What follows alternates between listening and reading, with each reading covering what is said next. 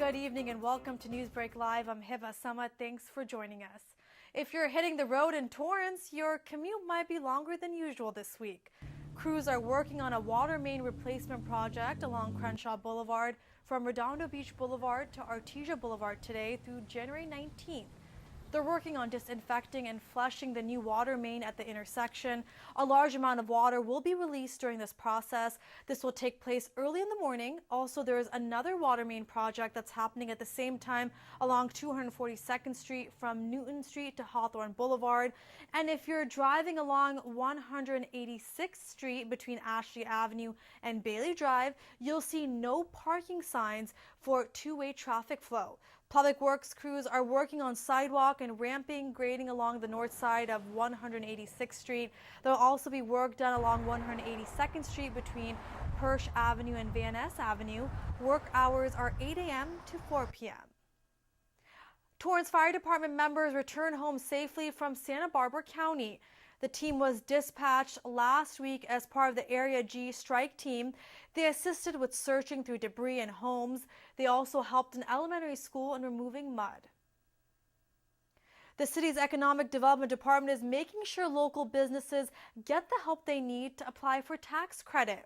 In partnership with GoBiz, the city is hosting a California Competes tax credit presentation on February 22nd at the Southern California Regional Occupational Center. The workshop will help businesses learn about the program. This year alone, the state is offering over $200 million in tax credits to incentivize businesses to create full-time jobs. The income tax credit is for high-value businesses growing in California. To register, go to eventbrite.com and search tax credit. The Los Angeles Board of Supervisors made a special honor today. During their meeting, Los Angeles Supervisor Janice Hahn recognized the Torrance Rose Float Association for their recent participation in the 129th Tournament of Roses Parade. Hahn recognized the association for their hard work that won them the Mayor's Award. This is given the float design category for the most outstanding float from a city. Torrance this year captured the beauty of the Madrona Marsh Preserve. They have participated in the Rose Parade since 1914. The award marked the 51st trophy the city has ever received. Torrance High School students honored Dr. Martin Luther King's legacy by celebrating the diversity they proudly share. Sing a song full of the faith that the dark past has taught us. The message of inclusion, equality, and peace was felt throughout the 28th Hands Across Campus affair. The event started with the national anthem and then speeches from student leaders and dignitaries reiterating the words of Dr. King about accepting one another and the importance of diversity. The highlights of the event were performances, and students cheered as each club shared dances, music, and costumes from their own culture, and together they stood united to not only celebrate their own traditions, but the ones of their fellow classmates. I couldn't be more proud of an event that exhibits what we call Tartar pride here at Torrance High School. I think that every culture club, they really brought the tradition as well as a little bit of a modern twist to their performance, and it was really cool to see everyone get together and just celebrate diversity and celebrate culture.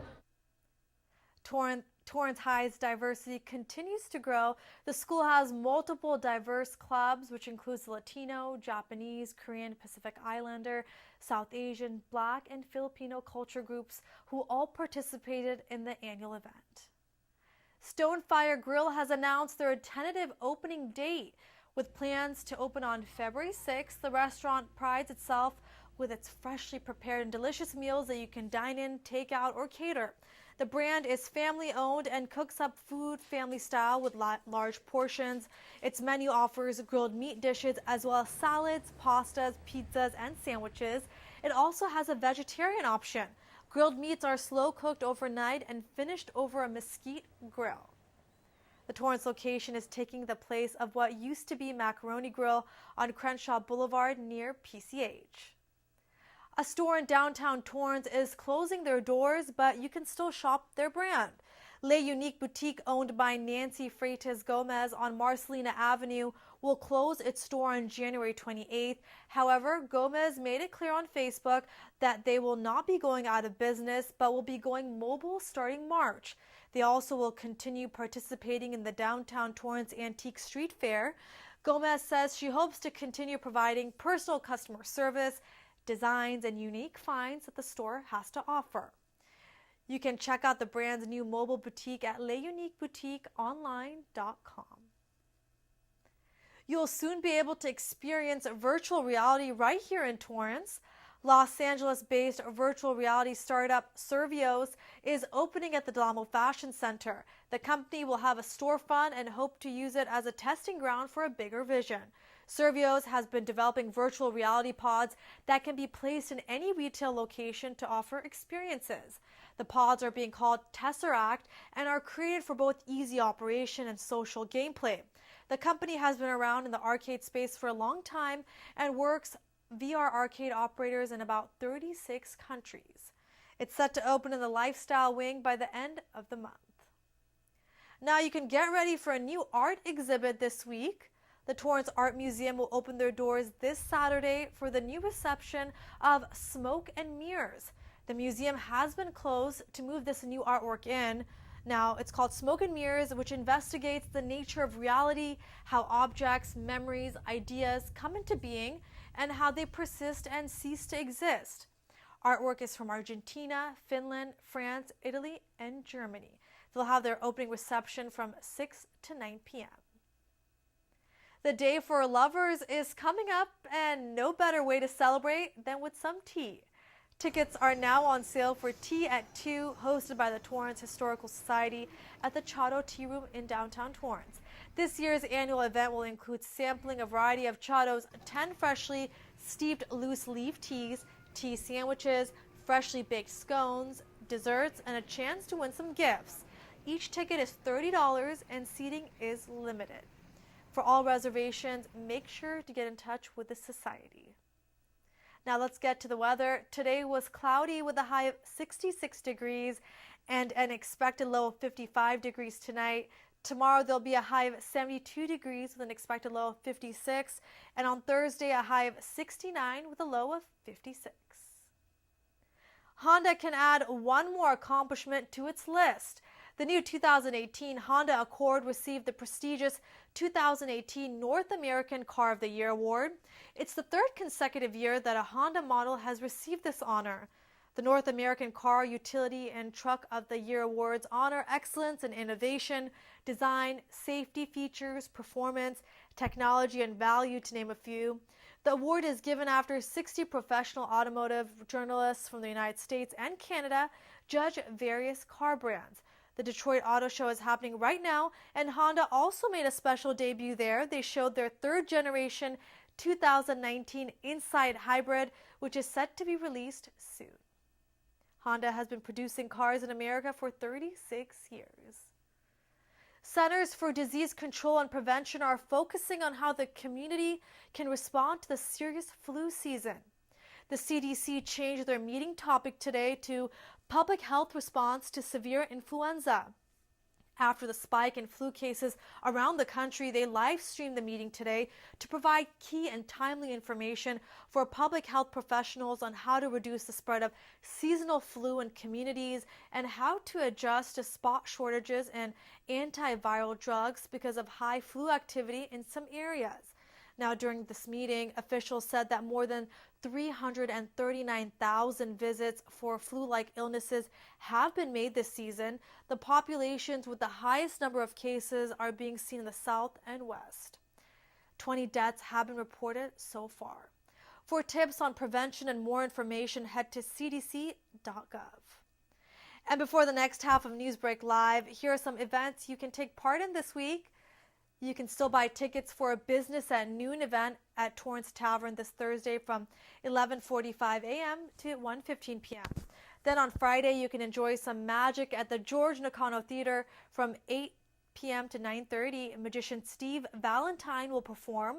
For tickets, you can go to savvytix.com.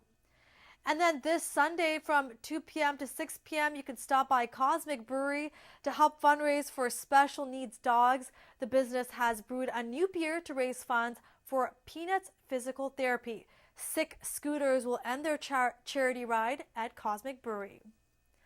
Well, in just 2 minutes, management associate from the city's manager's office and also the liaison to the city's Social Services Commission, Domenica Megerdichian, will talk about the city's role in this year's 2018 homeless count and how you can help.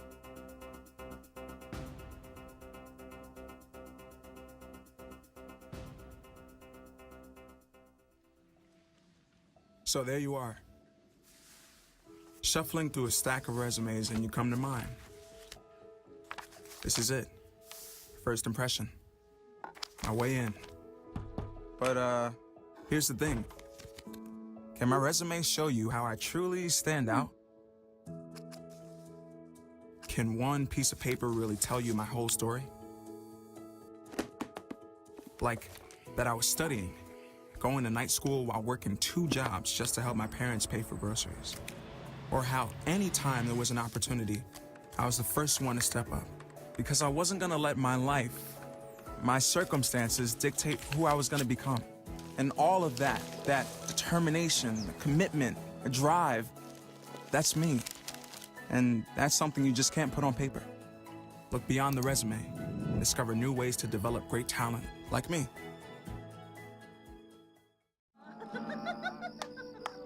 Humans have been gathering around fires, sharing stories for centuries.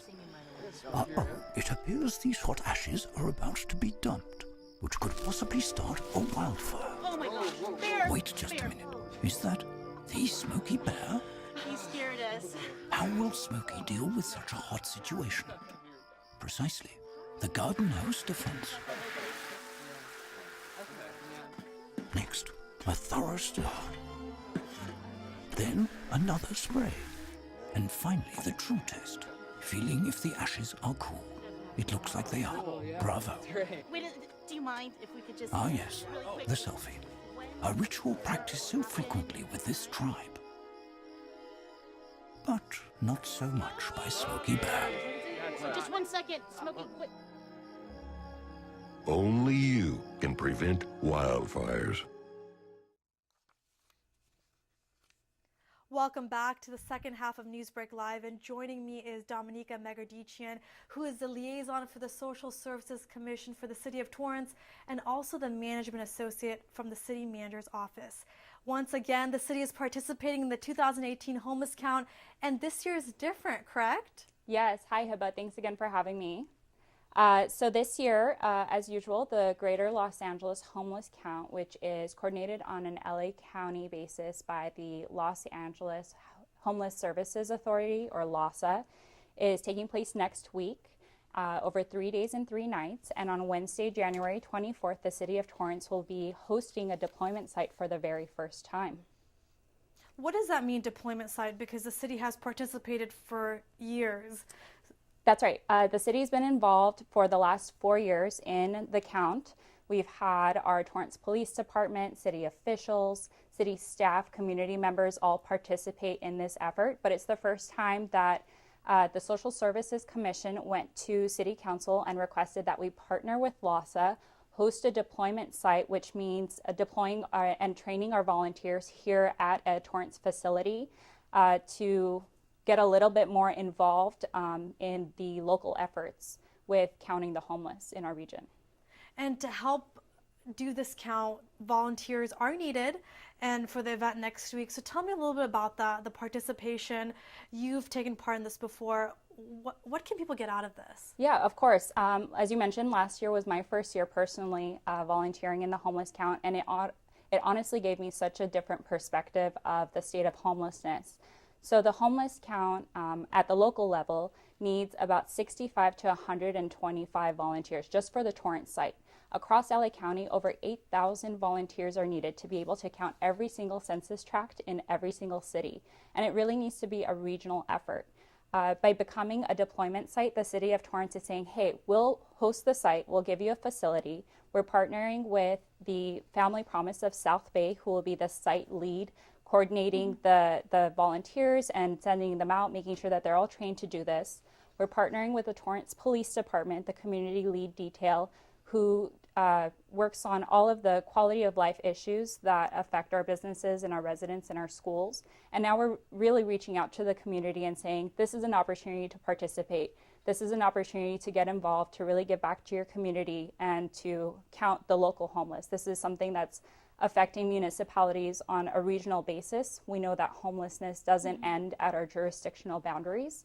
And so to be able to address it properly, we need to all have a concerted effort. And I know for homelessness is a topic that many people don't like to discuss, but it's something that cities across Los Angeles County do face, especially nowadays. So why is it so important for the city to continue to make these efforts? Right. As I mentioned, the first homeless count actually took place in LA County in 2007, but really started taking place in our region and in Torrance in 2013. Over the last 4 years, as I mentioned, we've had a pretty good involvement in terms of the police department and people at City Hall, also some community members. But to see, the year-over-year data that we are collecting, to be able to have that snapshot, this is really the closest thing that we have to a census of the homeless population. And without that data, you kind of become reactive. So by doing efforts like this and really getting out there, spending some time knowing the people, collecting this demographic data, we're able to become more proactive, which helps guide all of the resources and the funding and the outreach efforts to the people who need it most. Once we have that information, we're able to make sure that we divvy up those resources, make sure that we're doing our best to get people out of homelessness. And that's really important, especially it's one of the focuses of the Social Services Commission that the City of Torrance now has. So if you want to talk to me a little bit about that, how long it's been around, and the homeless population is just one population they focus on. That's right. So the Social Services Commission was created by Council in 2016, and we have been very busy over the last 2 years. As you mentioned, the homeless population is just one of the populations. It actually focuses on 4 populations. So the homeless, the veterans, adults with developmental disabilities, and children with special needs. Rather than becoming a service provider like some other municipalities are, we know of the plethora of service organizations in our area that service our local community.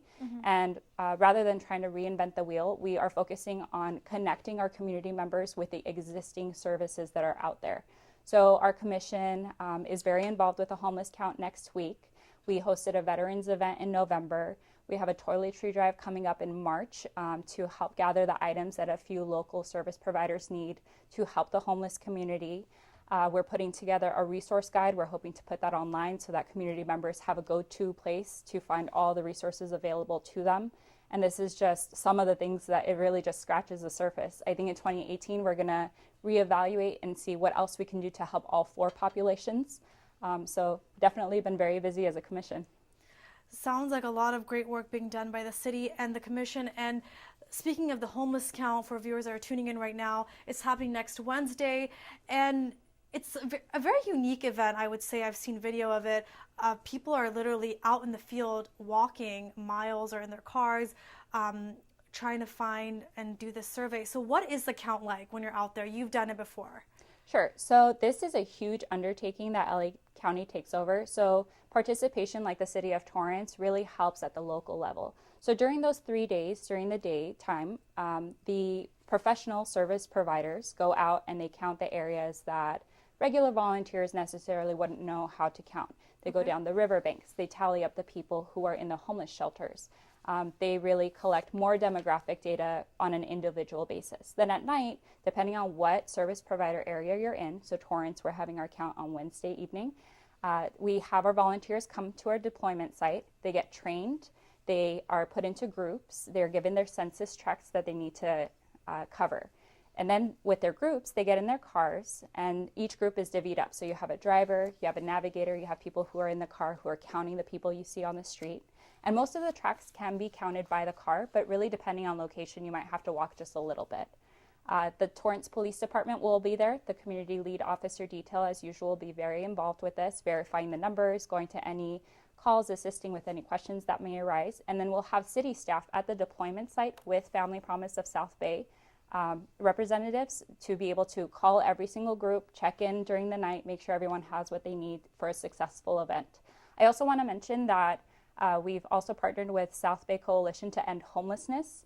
They are doing this effort more on a regional basis, but they have just been so great to the Torrance community. We definitely want to give them a shout out, as well as First Christian Church, who has been the deployment site for the count for the past few years, and we definitely appreciate all of their efforts in our community. And speaking of that, this year it's at the Ken Miller Recreation Center. That's right. So does that mean you're hoping for a bigger turnout, or? Definitely. We're definitely trying to get the word out. We're trying to make sure that all the community members, city staff, neighbors, friends, everyone comes out. It's really easy to register. You don't need to have any previous experience. You get all the training, all the refreshments, everything that you would need the night of the count, and you're sent out in groups. I've had some people call with concerns that is it safe to go out? What's my experience going to be like? And I did it for the first time last year, and honestly, it is such a great experience.